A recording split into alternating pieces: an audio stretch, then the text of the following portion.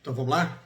Mais uma aula sobre o marco civil da internet, tá? Nós vamos dar continuidade aqui hoje no artigo 12, que vai falar sobre sanções, tá? Sanções referentes ao artigo 10 e 11. Tá lembrado, gente, que esses artigos, o 10, ele esclarecia toda essa proteção que deve ser dada aos registros, lembra? Registros de conexão, registro de aplicações, registro de dados pessoais, do que você estiver comunicando, né, das informações que estão sendo transmitidas pela rede. O 11 é aquela questão da preservação da soberania, então fala de quando essas atividades estão sendo realizadas fora do país e o que deve ser feito sobre isso, né? Em que momento que a lei brasileira vai ser aplicada. E agora nós vamos ver então o artigo 12, que fala sobre as sanções quando há um descumprimento nesse sentido do artigo 10 e 11. Então vamos lá, artigo 12. Sem prejuízo das demais sanções cíveis, criminais ou administrativas, as infrações às normas previstas no artigo 10 e 11 ficam sujeitas, conforme o caso, às seguintes sanções, aplicadas de forma isolada ou cumulativamente. 1. Inciso 1º. Advertência com indicação de prazo para a adoção de medidas corretivas. Então veja só, a lei ela começa dando a possibilidade do juiz solicitar uma correção do que está acontecendo ali. Por quê? Porque esses problemas que estão sendo gerados, né, precisam ser investigados pelo próprio provedor das informações para ver por que está acontecendo aquilo. Né? E não necessariamente pode ter sido provocado ainda alguma lesão aos interessados. Então, primeiro, é recomendado, né, que o juiz, dependendo evidentemente da lesão que pode ter sido provocada em algum direito ou não, que eles façam uma correção sobre isso. Então, somente uma advertência. 2. Multa de até 10% do faturamento do grupo econômico no Brasil. Evidentemente que isso não vai se estender a todo o faturamento da empresa, porque ela vai estar fora do Brasil, como a gente viu lá no artigo 11. No seu último exercício, excluído os tributos considerados a condição econômica do infrator e o princípio da proporcionalidade entre a gravidade da falta e a intensidade da sanção. Então ele vai colocando aqui algumas ponderações, né? Então, primeiro, restringe-se ao exercício econômico, né, aqui no país do último exercício, tá, gente? Exclui-se os tributos e ele vai fazer uma proporcionalidade, ele vai ver o quão grave foi e quais os tipos de lesão que deve ter provocado, né, aquela atividade. Porque também, como eu disse para vocês, quando não tem nenhuma lesão, pode ser feito somente advertência. E também essa proporcionalidade em função do poder econômico daquele que está provocando a lesão, deixa que está cometendo essa infração. Porque se você coloca uma sanção econômica muito pequena, ela pode ficar insignificativa. Então aquele efeito punitivo de ensinar não vai ter efeito nenhum. Terceiro, tá? Suspensão temporária das atividades que envolvam os atos previstos no artigo 11. Então lembrando, o que falava no artigo 11? Sobre empresas que são estrangeiras, estão prestando serviço aqui no Brasil, o que com a internet ficou algo absolutamente comum. 4. Proibição de exercício das atividades que envolvam os atos previstos no artigo 11. Então, de novo, lá era uma suspensão com a possibilidade de proibir essas atividades. E parágrafo único, tratando-se de empresa estrangeira, responde solidariamente pelo pagamento da multa de que trata o caput, sua filial, sucursal, escritório ou estabelecimento situado no país, evidentemente, que se ele não faz, né, se ele não toma essa medida e ele não torna a empresa que está aqui, né, a sua filial, seu representante aqui, que está sediado no país, não tem como a justiça brasileira, de uma forma rápida, bloquear esses bens, né? Porque teria que ter procedimentos internacionais, o que pode ficar muito custoso e muito demorado.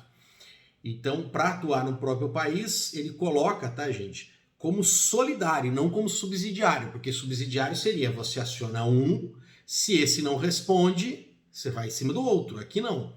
Então, a justiça pode determinar, né, ao mesmo tempo, de forma simultânea, algum bloqueio de bens nas contas bancárias, por exemplo, né, através do Bacenjute, já nos dois casos, tanto dessa empresa, se ela tiver alguma movimentação aqui, como do seu representante comercial aqui no Brasil. Beleza? Vamos lá. Próximo artigo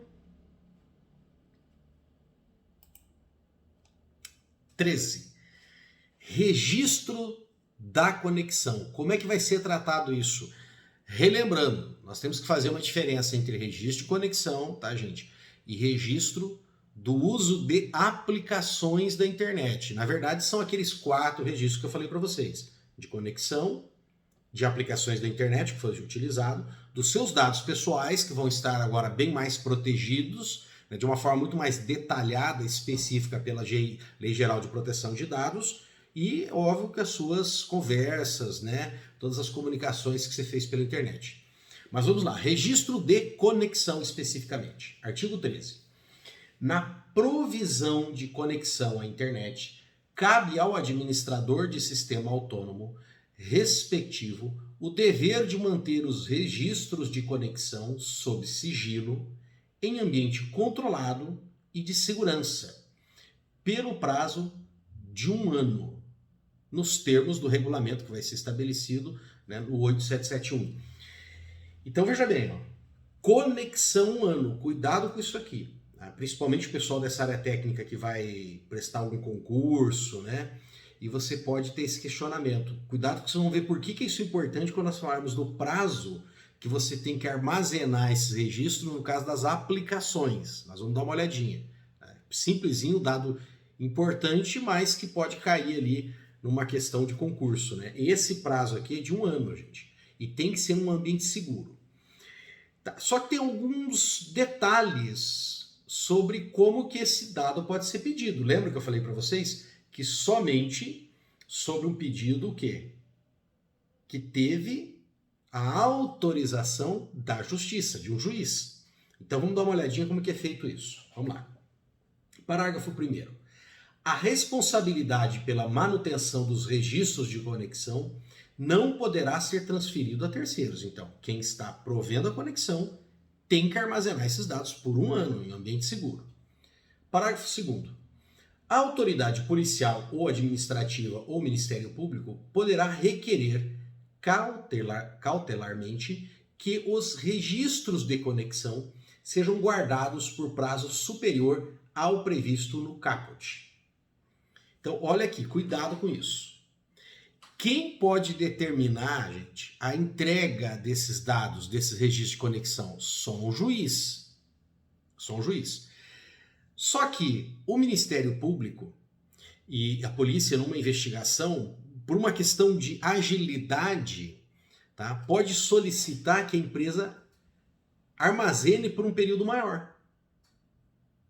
Mas ela não tem acesso, então cuidado com isso aqui também. Quem vai fazer uma prova de concurso, olha, ela solicita que armazene por um período maior. Ela não está autorizada a ter acesso a esses dados. Então ela vai só solicitar. Por quê? Porque às vezes entre ela entrar com o pedido na justiça, ser aprovado, aquela informação pode ser apagada, porque a obrigação é por 1 ano. Vamos imaginar que está muito próximo de vencer esse prazo e está numa investigação, a polícia ou o Ministério Público precisa. Então ele pede uma prorrogação. Agora, quanto? Indefinidamente? Não, vamos lá. Parágrafo 3º. Na hipótese do parágrafo 2º, a autoridade requerente terá o prazo de 60 dias contados a partir do requerimento para ingressar com o pedido de autorização judicial de acesso aos registros previstos no caput. Então, como eu falei, o Ministério Público, gente, a polícia numa investigação, eles não podem, por vontade própria, por determinação própria, ter acesso a esses dados. A única coisa que eles podem fazer é pedir para armazenar por mais tempo. Para quê? Porque eles têm um tempo hábil de entrar na justiça com o pedido para ter acesso. E essa prorrogação não é indefinida, eles têm 60 dias para entrar com esse pedido na justiça. Parágrafo 4º. O provedor responsável pela guarda dos registros deverá manter sigilo em relação ao requerimento previsto no parágrafo 2º, que perderá sua eficácia caso o pedido de autorização judicial seja indeferido ou não tenha sido protocolado no prazo previsto no parágrafo 2º. Então vocês perceberam? Então aquele pedido vai poder estender esse armazenamento ali, mas ele tem um prazo. Se ele não entra ou se é indeferido, ele também não vai ter acesso a esses dados.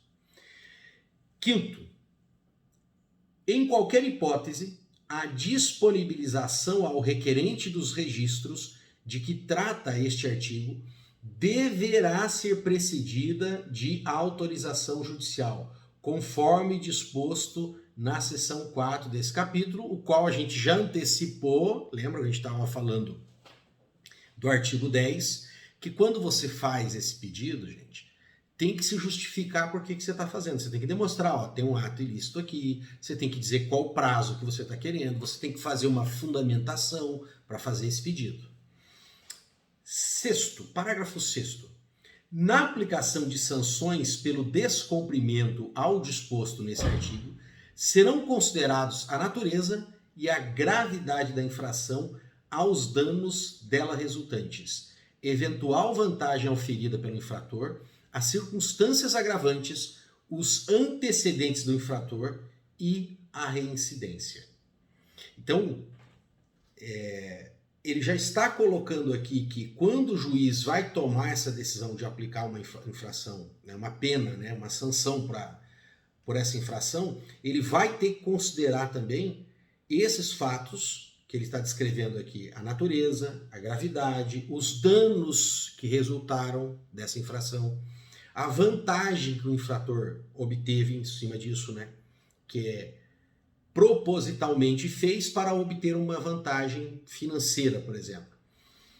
As circunstâncias agravantes, os antecedentes de quem fez isso, né? Você está falando de uma pessoa que faz isso rotineiramente como um hacker, né? Trata isso como se fosse uma profissão. Então também o juiz vai considerar isso no momento de definir uma sanção. Valeu?